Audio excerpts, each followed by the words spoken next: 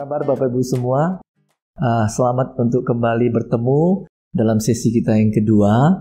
Setelah kita sudah memperkenalkan tentang apa itu vegan, sejarah vegan pada sesi kita yang pertama sebelumnya. Dan pada sesi ini kita akan belajar bersama bagaimana kita menyusun pola makan kita berbasis nabati untuk mencukupi kebutuhan gizi kita untuk agar bisa hidup sehat dan tidak kekurangan gizi dan juga tentunya tidak kelebihan gizi. Kelebihan gizi maupun kekurangan gizi sama-sama kita sebut sebagai malnutrisi. Jadi ada konsep yang sedikit salah ya, salah kaprah di pendapat masyarakat umum. Biasanya orang mengartikan malnutrisi atau malnutrition itu sebagai kekurangan gizi. Padahal malnutrisi itu tidak hanya kekurangan gizi, kelebihan gizi pun disebut malnutrisi. Jadi apa fungsi daripada panduan pola makan gizi seimbang adalah untuk mencapai kondisi optimal, tidak kurang dan tidak lebih, sehingga kita bisa hidup sehat. Kekurangan gizi akan mendatangkan penyakit, kelebihan gizi juga mendatangkan penyakit. Apa yang kita sebut sebagai overnutrition, kelebihan gizi, dan undernutrition atau kekurangan gizi. Masing-masing punya risiko untuk menderita penyakit. Baik, kita akan mulai dari sedikit sejarah pola makan yang diajarkan di Indonesia maupun di dunia. Jadi sejak tahun 55 atau 1955 kita diperkenalkan ada konsep 4 sehat 5 sempurna. Jadi 4 sehat itu apa? Kita sudah belajar ya sejak kita masih di bangku sekolah SD. Ada kelompok yang namanya sayur-sayuran, buah-buahan, lauk pauk, dan makanan pokok. Kemudian dilengkapi dengan susu sebagai 5 sempurna. Kalau kita bilang susu berarti susu sapi ya. Kalau kita bilang susu yang lain, biasa kita sebut contohnya susu kambing atau susu kedelai atau susu almond gitu. Sama seperti konsep tempe. Kalau kita bilang tempe, itu artinya tempe yang terbuat dari kacang kedelai. Menggunakan Rhizopus ya, ataupun Rhizopus oligosporus atau Rhizopus oryzae. Tapi kalau kita bisa membuat tempe dari kacang-kacang lain, contoh dari kacang hijau, kacang merah, kacang hitam, maka kita akan sebut itu sebagai tempe dari apa gitu ya, kacang apa. Baik. Itu sedikit pengantar, biasanya ada salah kaprah di dalam masyarakat umum. Kemudian kita lihat sejak tahun 1993, Kementerian Kesehatan merevisi konsep 4 sehat 5 sempurna menjadi pedoman gizi seimbang yang sering kita kenal piramida gizi seimbang. Dan di dalam piramida gizi seimbang tidak ada lagi konsep bahwa susu sebagai 5 sempurna. Susu hanya dimasukkan ke dalam kelompok protein hewani ya. Dan di dalam piramida makanan itu, kita lihat di dasarnya itu ada kelompok makanan pokok yang biasanya dari umbi-umbian dan biji-bijian. Dan ini adalah nabati alias vegan. Kemudian kita naik lagi ke atas ada sayur-sayuran dan buah-buahan. Zaman itu kita masih menggunakan istilah porsi. Jadi konsumsi 3-5 porsi sayur-sayuran, 2-4 porsi buah-buahan. Porsi. Masyarakat umum mungkin tidak mengerti apa itu porsi. Berapa banyak sih satu porsi buah-buahan? Berapa banyak sih satu porsi sayur-sayuran? Maka nanti kita akan lihat sampai kepada perkembangan pedoman gizi seimbang dalam bentuk isi piringku yang tidak lagi berbicara masalah porsi, tapi berbicara masalah bagian daripada isi piring kita. Dan naik lagi di atas ada pembatas antara protein hewani dan nabati. Ini saya masih berbicara masalah piramida makanan gizi seimbang tahun 93. Jadi dianjurkan konsumsi 2-3 porsi protein hewani dan 2-3 porsi protein nabati. Kemudian di puncak piramida ada yang kita sebut GGL, gula, garam, lemak. Dan ini panduan pedoman gizi seimbang dalam bentuk piramida tahun 1993. Kemudian berkembang lagi sampai tahun 2014. Ada revisi lagi yang menjadi tumpeng.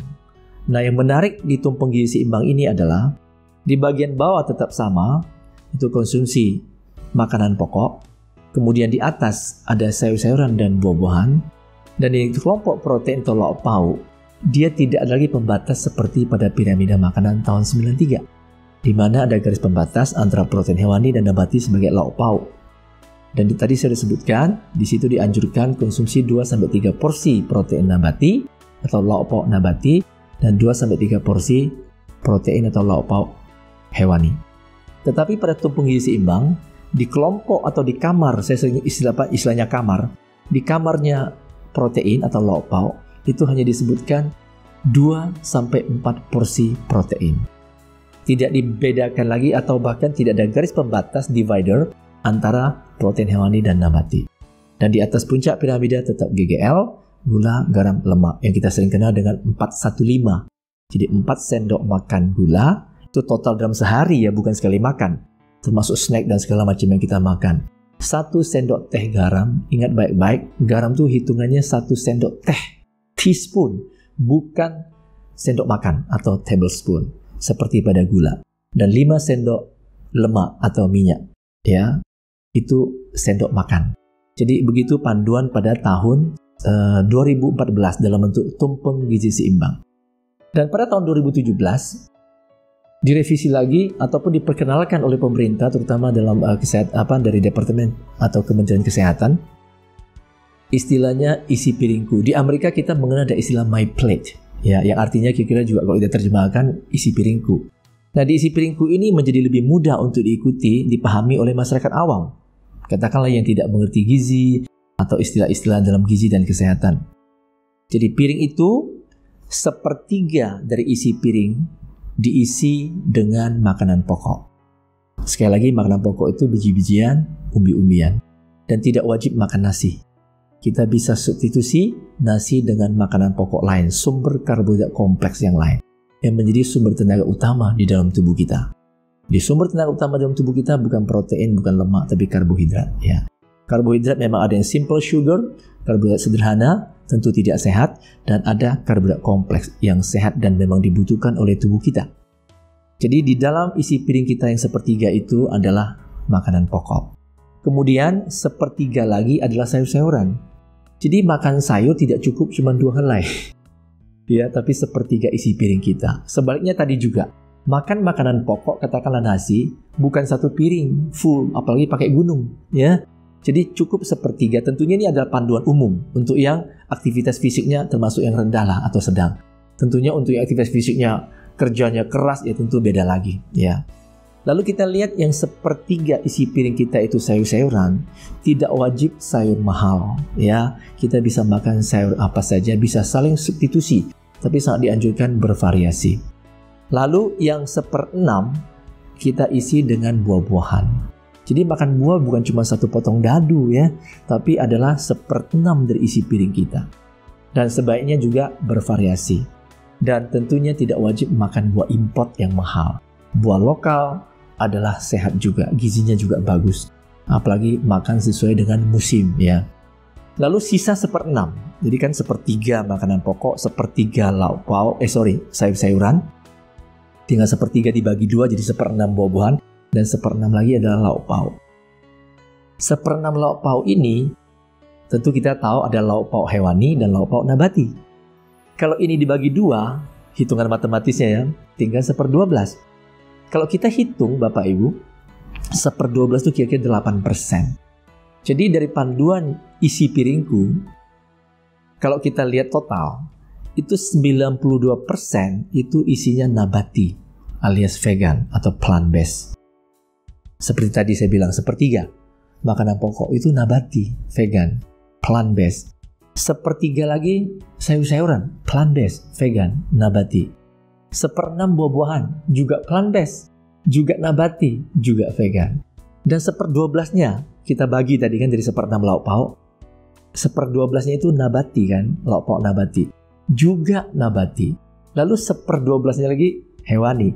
Nah, pertanyaan saya, 100% dari isi piring dikurangi 8% lauk pauk hewani, berarti 92% kan? Isi piring kita itu adalah nabati. Jadi sangat dekat kepada pola makan yang dianjurkan atau panduan untuk nabati. Dan yang menarik adalah prinsip isi piringku, beda kamar tidak bisa saling disubstitusi. Contoh kasus, saya cuma mau makan buah, salad, tapi nggak mau makan makanan pokok, tidak mau makan lauk pauk. Itu gizi seimbang nggak? Enggak. Karena tidak bisa sayur menggantikan lauk pauk atau buah menggantikan lauk pauk atau menggantikan makanan pokok. Tapi makanan dalam kamar yang sama bisa saling disubstitusi. Tadi udah saya sebutkan, tidak wajib makan nasi, bisa disubstitusi dengan makanan pokok yang lain, sumber karbohidrat kompleks. Kemudian kita lihat sayur-sayuran bisa saling disubstitusi, nggak mesti makan yang mahal. Begitu juga dengan buah-buahan, tidak mesti buah impor. Begitu juga dengan lauk pauk. Kita bisa cari tempe yang murah meriah, yang harganya 1/10 harga daging, tapi gizinya tidak kalah dengan daging. Bahkan kandungan besi, kalsium itu lebih tinggi di tempe dibandingkan di daging. Begitu juga dengan zat gizi yang lain. Nanti kita akan bahas di sesi-sesi selanjutnya yang lebih detail. Jadi sebagai panduan pola makan gizi nabati, secara umum singkat seperti itu kita ikutin anjuran-anjuran yang diajarkan ya oleh Kementerian Kesehatan, dan kita sudah melihat itu saja sudah 92% nabati. Nah, tinggal 8% lauk pauk hewani, apakah bisa disubstitusi dengan hewan nabati? Jawabannya bisa. Sama seperti pada kelompok makanan yang lain, lauk pauk, sayur dan buah bisa saling disubstitusi dalam satu kamar yang sama, maka dalam kamar lauk pauk kita juga bisa mensubstitusi makanan-makanan hewani menjadi makanan nabati yang gizinya tidak kalah, baik secara kuantitatif maupun kualitatif. Baik, untuk lebih detail dan lebih mendalam kita akan bahas di sesi selanjutnya. Sampai jumpa, terima kasih atas perhatiannya.